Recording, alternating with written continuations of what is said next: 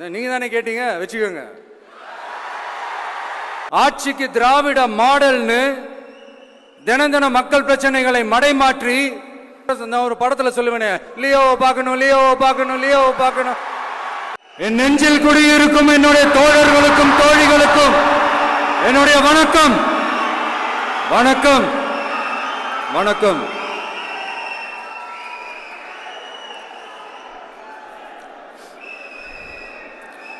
கதறல் சத்தம்லாம் எப்படி இருக்கு?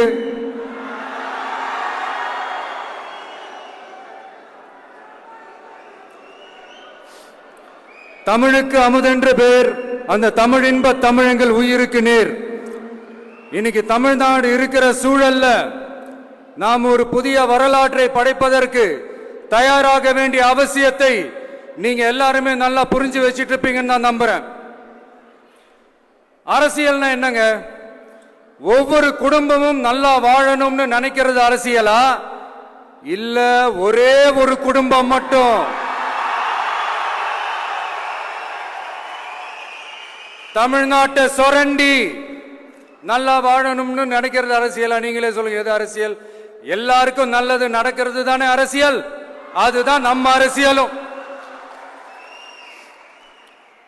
காட்சிக்கு திராவிடம், ஆட்சிக்கு திராவிட மாடல்னு தினம் தினம் மக்கள் பிரச்சனைகளை மடைமாற்றி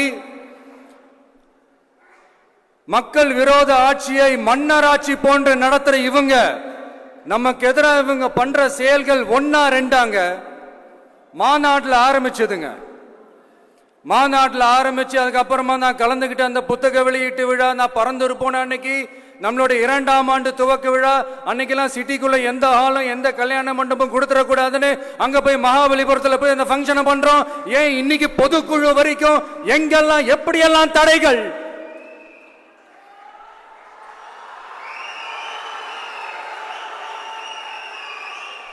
ஆனா அத்தனை தடைகளையும் தாண்டி நம்மளுடைய தோழர்கள் சந்திப்பு நிகழ்ச்சிகள், மக்கள் சந்திப்பு நிகழ்ச்சிகள் தொடர்ந்து நடந்துகிட்டு தான் இருக்கும். அது தொடர்ந்து நடக்கும்.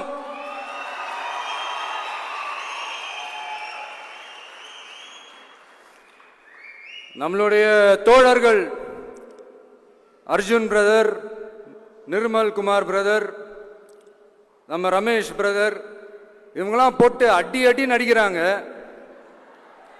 நாமளும் அதே மாதிரி அடிக்கணுமான்னு மனசுக்குள்ள ஒரு யோசனையா தான் இருக்கு.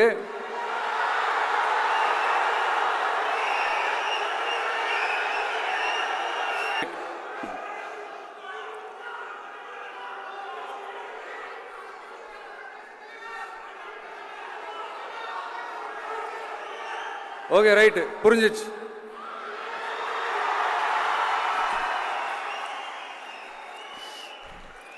மாண்புமிகு மன்னராட்சி முதல்வர் அவர்களே,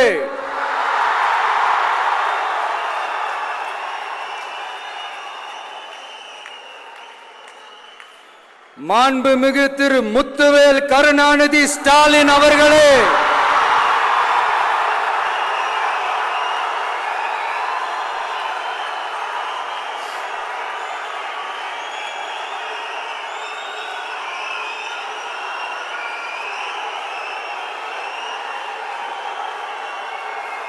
பேரை மட்டும் வீராப்பா சொன்ன பத்தாதவர்களே, செயல்லையும் ஆட்சியிலையும் அதை காட்டணும் அவர்களே. ஒன்றியத்தில் பாஜக ஆட்சியை ஒரு பாசிச ஆட்சின்னு அடிக்கடி அறைகூவல் விடுத்துவிட்டு இங்க நீங்க பண்ற ஆட்சி மட்டும் என்னவா? அதுக்கு கொஞ்சம் கூட குறைவில்லாத அதே பாசிச ஆட்சி தானே. ஒரு கட்சி தலைவனா ஜனநாயக முறைப்படி என் கழக தோழர்களையும் என் நாட்டு மக்களையும் பார்க்கறதுக்கோ சந்திக்கிறதுக்கோ தடை போடுறதுக்கு நீங்க யாருங்க?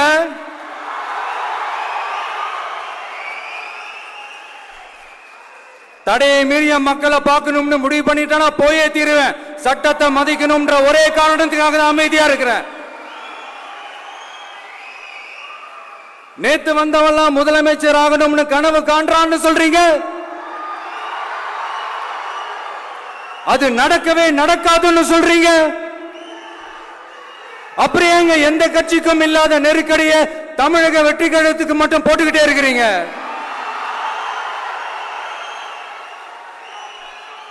அணை போட்டு ஆத்த வேண்டும் நான் தடுக்கலாம், காத்த தடுக்க முடியாது. அதையும் மீறி தடுக்கணும்னு நினைச்சீங்கன்னா சாதாரணமா இருக்கிற காத்து சூறாவளியா மாறும், ஏன் சக்தி மிக்க புயலா கூட மாறும்.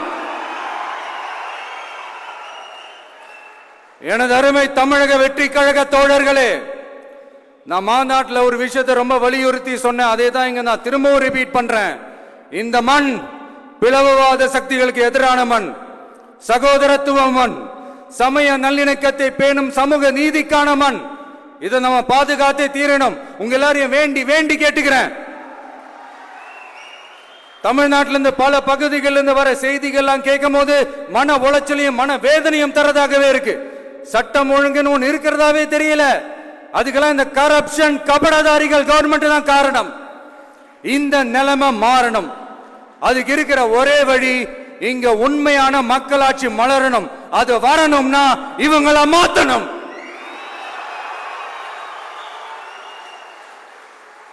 அதுக்கு என்ன வழி? அதுக்கு நாம என்ன செய்ய போறோம்? நம்மளுடைய தோழர்கள் டெய்லி மக்களை போய் பாருங்க, அவங்களோட பேசுங்க, ஒவ்வொரு தெருவுக்கும் போங்க, ஒவ்வொரு வீட்டுக்கும் போங்க, அவங்களோட பிரச்சனைகள் என்னன்னு கேளுங்க, அதை தீர்க்கிறதுக்கு என்ன வழின்னு யோசிங்க. அப்பதான் அவங்களுக்கு நம்ம மேல ஒரு நம்பிக்கை வரும். அப்படி ஒரு ஆழமான நம்பிக்கையை விதைச்சிட்டு அதுக்கப்புறமா நிமிந்து பாருங்க. ஒவ்வொரு வீட்டோட உச்சிலையும் தமிழக வெற்றி கழகத்தோட இரட்டை போர் யானை வாகை மலர் கொடி தானா பறக்கும், தானா பறக்கும்.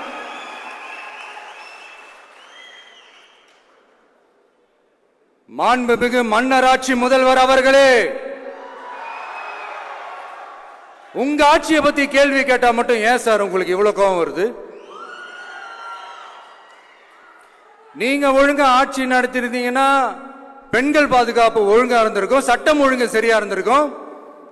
பச்சை பிள்ளைங்க, படிக்கிற பிள்ளைங்க, சின்ன பொண்ணுங்க, வீட்டில் இருக்கிற பொண்ணுங்க, வேலைக்கு போற பொண்ணுங்கன்னு இவங்க எல்லாருக்கும் நடக்கிற கொடுமைகளை சொல்ல முடியல சார்.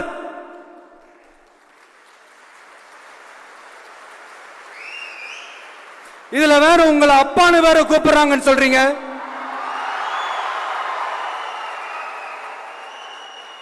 தினம் தினம் உங்களுடைய இந்த கொடுமைகளை அனுபவிச்சுட்டு இருக்கிற என்னுடைய சகோதரிகளான தமிழ்நாட்டு பெண்கள் தான் உங்களுடைய அரசியலுக்கு ஒரு முடிவு கட்ட போறாங்க, உங்களுடைய ஆட்சிக்கு ஒரு முடிவு கட்ட போறாங்க, உங்களுடைய இந்த அரசியல் வாழ்க்கைக்கு ஒரு முடிவு கட்ட போறாங்க.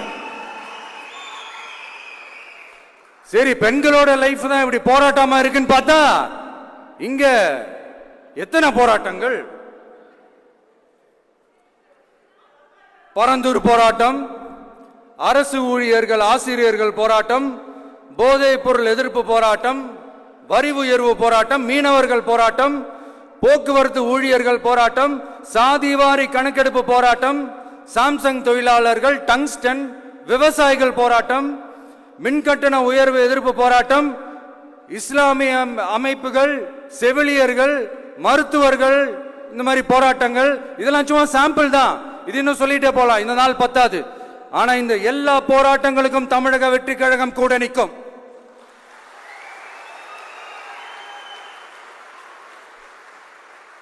இங்க நீங்க தான் இப்படின்னா அங்க அவங்க யாரு? உங்க சீக்ரெட் ஓனர். அவங்க உங்களுக்கும் மேல மாண்புமிகு திரு மோடிஜி அவர்களே,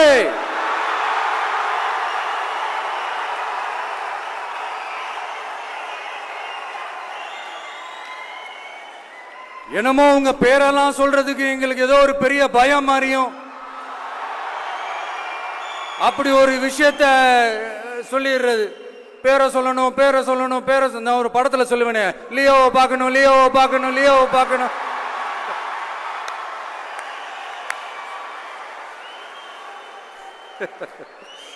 இல்ல இல்ல, சத்தியமா அப்படிதாங்க இருக்கு.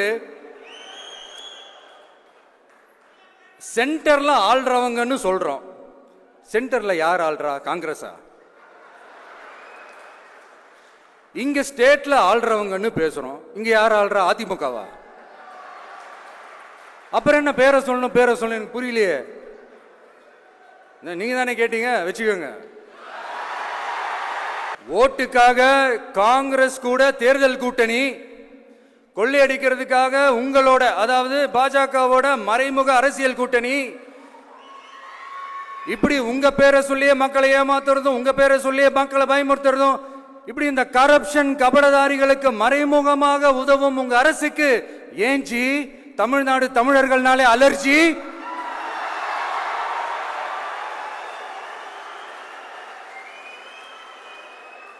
தமிழ்நாட்டிலிருந்து வர ஜிஎஸ்டியே கரெக்டா வாங்கிக்கிறீங்க, ஆனா தமிழ்நாட்டுக்கு பட்ஜெட்ல நிதி ஒதுக்க மாட்டேங்கிறீங்க. இங்க படிக்கிற நம்ம பிள்ளைங்களோட படிப்புக்கு நிதி ஒதுக்க மாட்டேங்கிறீங்க, ஆனா மும்மொழி கொள்கையை திணிக்கிறீங்க. டீலிமிட்டேஷன் என்ற பேர்ல தமிழ்நாட்டோட பார்லிமெண்ட் சீட்ஸ்லயும் கை வைக்க பாக்குறீங்க. ஒரே நாடு ஒரே தேர்தல் நீங்க ஸ்டார்ட் பண்ணப்பவே புரிஞ்சிருச்சு பிரதமர் சார் உங்க பிளான் என்னன்னு, எங்கெல்லாம் எப்படியெல்லாம் எந்த திசைகள் எல்லாம் இந்த நாட்டை கொண்டு போலாம்னு. சார் உங்ககிட்ட நாங்க சொல்லிக்கிறதெல்லாம், தமிழ்நாட்டை கொஞ்சம் கேர்ஃபுல்லா ஹேண்டில் பண்ணுங்க சார்.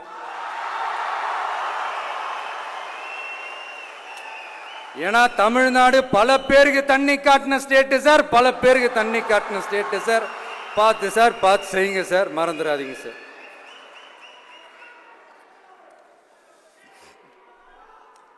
தமிழ்நாட்டு மக்களுக்கு இன்னைக்கு இந்த பொதுக்குழு வழியா ஒரு உத்தரவாதத்தை நாம கொடுக்க போறோம். நம்ம ஆட்சி, அதாவது உங்க ஆட்சி, உண்மையான மக்களாட்சி, தமிழக வெற்றி கழகம் தலைமையிலான அறுதி பெரும்பான்மை பெற்ற ஆட்சி, அதே சமயத்தில் அதிகார பகிர்வுடன் கூடிய ஆட்சி.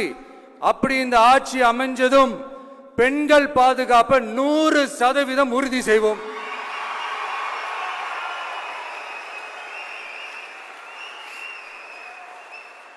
சட்டம் ஒழுங்கு ரொம்ப முறையா ஸ்ட்ரிக்டா வச்சிருப்போம். கல்வி, சுகாதாரம், மருத்துவம்னு அத்தனையிலையும் ரொம்பவே கவனம் செலுத்துவோம். அதுவும் எல்லாருக்கும் ஈஸியா ஈக்குவலா கிடைக்கிற மாதிரி செய்யறது தான் நம்ம டார்கெட்.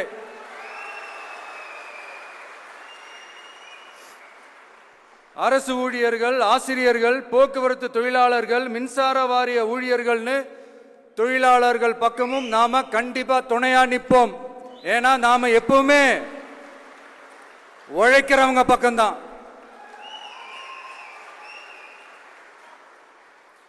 நம்ம தமிழ்நாடு விவசாய பூமி, இயற்கை வளங்கள் நிறைந்த மண். இந்த விவசாயத்துக்கும் இயற்கை வளங்களுக்கும் எதிரா எந்த விதமான ஒரு திட்டத்தையோ நடவடிக்கையோ கொண்டு வர்றதை எங்களால் ஏற்கவே முடியாது. எங்க மண்ணை மக்களை பாதிக்கிற மாதிரி திட்டங்களை தயவு செஞ்சு செயல்படுத்தாதீங்க, அதை நாங்கள் எதிர்க்கவே செய்வோம். தமிழ்நாட்டை எல்லா வகையிலும் பாதுகாக்க வேண்டியது எங்களுடைய உரிமை, கடமை, கொள்கை எல்லாமே. The fundamental strength of politics is uncompromising principles and ideologies. Periyar's social justice, Kamaraj's honest administration, Ambedkar's equal justice and equal opportunity, Velu Nachiyar's social inclusivity and communal harmony, Anjali Amal's fighting for water resources were the reasons for choosing them as our party's ideologues and policy leaders. I would like to mention here with pride that we are the first political party to declare two historic women icons who are India's freedom fighters from Tamil Nadu as our party's ideologues and policy leaders. இப்படி ஒரு ஆழமான நம்பிக்கையுடன் வரும் 2026 தமிழ்நாடு சட்டமன்ற தேர்தலில் ஒரு மாபெரும் அரசியல் மாற்றத்தை கொண்டு வந்து மக்கள் சக்தியின் உதவியுடன் மக்கள் விரும்புகிற ஒரு நல்ல அரசை அமைப்பதில் உறுதியாக இருப்பதால்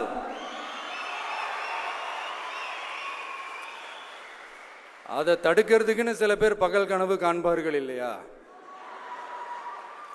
அவங்க எல்லாருக்குமே சொல்லிக்கிறது ஒண்ணுதான், காற்று, மழை, வெயில், இயற்கையை யாரால் கட்டுப்படுத்த முடியும்? யாரால் தடுக்க முடியும்?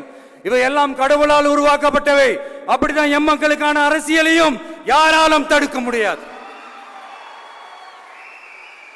அரசியல் சூறாவளியையும் தேர்தல் சுனாமியையும் தடுப்பார் எவர். அப்படிதான் எம் மக்களுக்கான அரசியலையும் அந்த வெற்றியையும் யாராலும் தடுக்க முடியாது. அப்படி தடுக்கணும்னு நினைக்கிறவங்களோட கனவு ஒரு நாளும் மெய்ப்படாது. Before concluding my speech, few words from William Blake. Men may come, men may go, but I go on forever.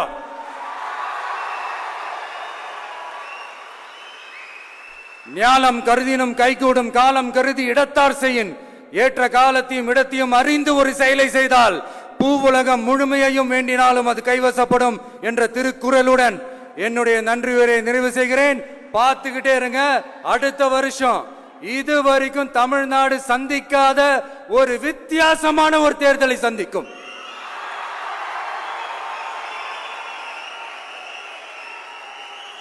ரெண்டு பேருக்கு நடுவுல தான் போட்டியே. ஒன்னு டிவிகே, இன்னொன்னு டிஎம்கே.